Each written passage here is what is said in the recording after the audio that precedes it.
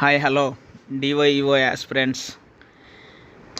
నిన్న paper 1 exam ఎలా జరిగిందో, అనుకోని విధంగా పేపర్ వచ్చిందో, ఈరోజు పేపర్ 2 పేపర్ 3 కూడా ఏపీపీఎస్సీ తన పంతాను వదులుకోలేదు.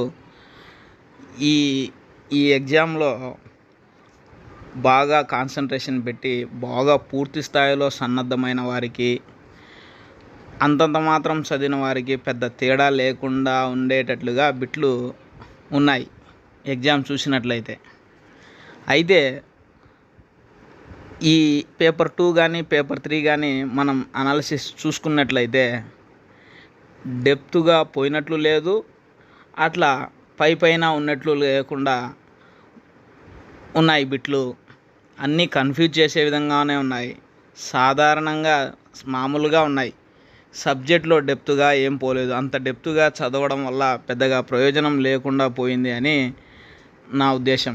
అయితే వచ్చిన ప్రశ్నలే పేపర్ 2 ఉదయం జరిగిన పేపర్ 2లో వచ్చిన ప్రశ్నలే 2-3 సార్లు రావడం, పేపర్ 3లో కూడా వచ్చిన ప్రశ్నలే 2-3 సార్లు రావడం జరిగింది.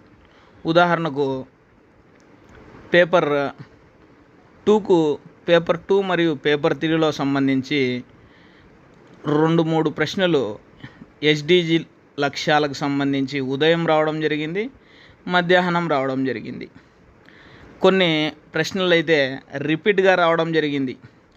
ఉదాహరణకు ఎన్సిఎఫ్ 2005 అనేది స్టూడెంట్ సెంటర్డ్ అనే బిట్టు 2 సార్లు రావడం, నెక్స్ట్ జగనన్న విద్యా దీవెన అనే బిట్లు కూడా రావడం, కస్తూరిబా స్కూళ్ళకు సంబంధించి బిట్లు రావడం, సుకన్య సమృద్ధి యోజన అనే సులభతరమైన బిట్లు కూడా వచ్చాయి.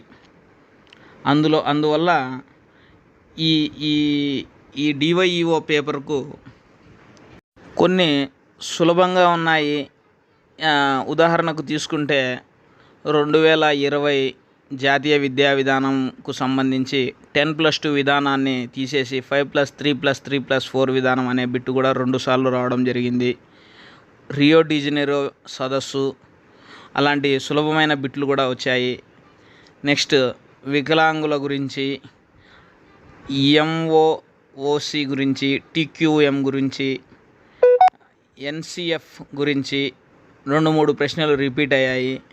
నెక్స్ట్ అధిక జనాభా ఉండడానికి కారణాలు, నెక్స్ట్ క్యోటో ప్రోటోకాల్, రియో సదస్సు,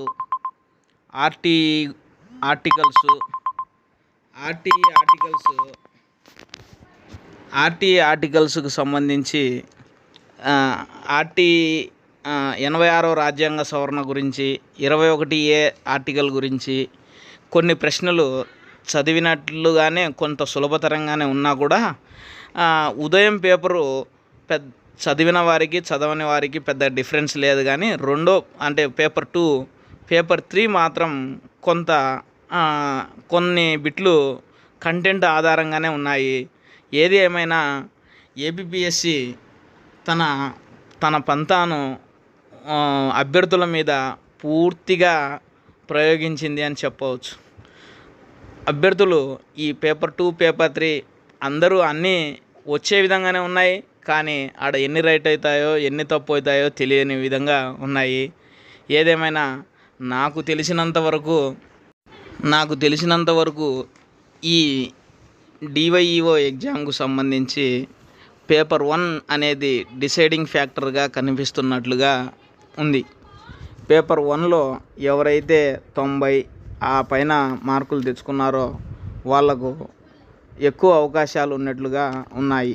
ఎందువల్లనంటే పేపర్ 2 పేపర్ 3 కొంత లిబరల్గా ఉన్నట్లుగా ఉంది, కొంత కన్ఫ్యూజన్గా ఉన్నట్లుగా ఉంది. పేపర్ 1 మాత్రం కొంత ఎక్కువ డివైఈఓకు చదివిన వాళ్ళకు కొంత కష్టతరంగా కొంతమందికి ఉండవచ్చు. అందువల్ల పేపర్ 1లో కొంత ఎక్కువ మార్కులు స్కోర్ చేసిన వారికి ఉద్యోగ అవకాశాలు ఎక్కువగా ఉండవచ్చు అని నా అభిప్రాయం. టోటల్గా పేపర్ 1 పేపర్ 2 పేపర్ 3 3 పేపర్లు కూడా అంత ఈజీగా ఏమీ లేవు, అంత కష్టంగా ఏమీ లేవు.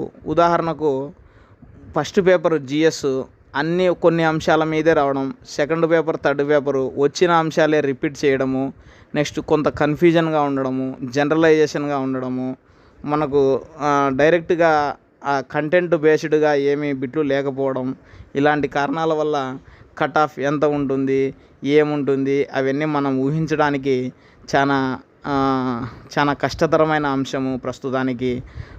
రెస్పాన్స్ షీటు వచ్చినంత వరకు మనం పెట్టిన బిట్లన్నీ కరెక్టే అనే ఊహలో మనం ఉంటాము. కానీ రెస్పాన్స్ షీట్ వచ్చిన తర్వాత మాత్రమే మనకు తెలుస్తుంది మనకు వచ్చిన బిట్లు కరెక్టా లేదా అని. ఏది ఏమైనా రెస్పాన్స్ షీట్ వచ్చిన తర్వాత 250 పైన మార్కులు ఉంటే మనము రేసులో ఉన్నట్లు, ఉద్యోగం వచ్చినట్లు కాదండి, రేసులో ఉన్నట్లు అని నా అభిప్రాయము. 250 కంటే తక్కువ ఉంటే అసలు మనం రేసు కాదు, అసలు రేసులో ఉండలేము అని నా అభిప్రాయం అండి. 250 మార్కులు పైన ఉంటే రేసులో ఉన్నట్టుగా మనం భావించవచ్చు.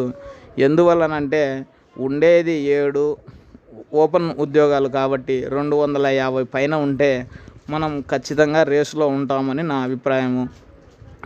ఏపీపీఎస్సీ ఇప్పుడే ఒక వెబ్ నోట్ కూడా ఇచ్చిందండి. సుమారుగా హాల్ టికెట్లు డౌన్లోడ్ చేసుకున్న వాళ్ళలో సుమారుగా 94% మంది ఎగ్జామ్కు అటెండ్ అయ్యారు. డివైఈఓకి సంబంధించి చాలా ఎక్కువ పర్సెంటేజ్ హాజరయ్యారు. అందువలన అందులో ఎక్కువ మంది ఉపాధ్యాయులు హాజరయ్యారు. అందువలన కాంపిటీషన్ ఎక్కువగానే ఉంటుందండి. ఏదేమైనా 250 మార్కులు పైన ఉంటే ఈ ఎగ్జామ్కు సంబంధించి మనం రేసులో ఉన్నట్లు. Thank you for watching.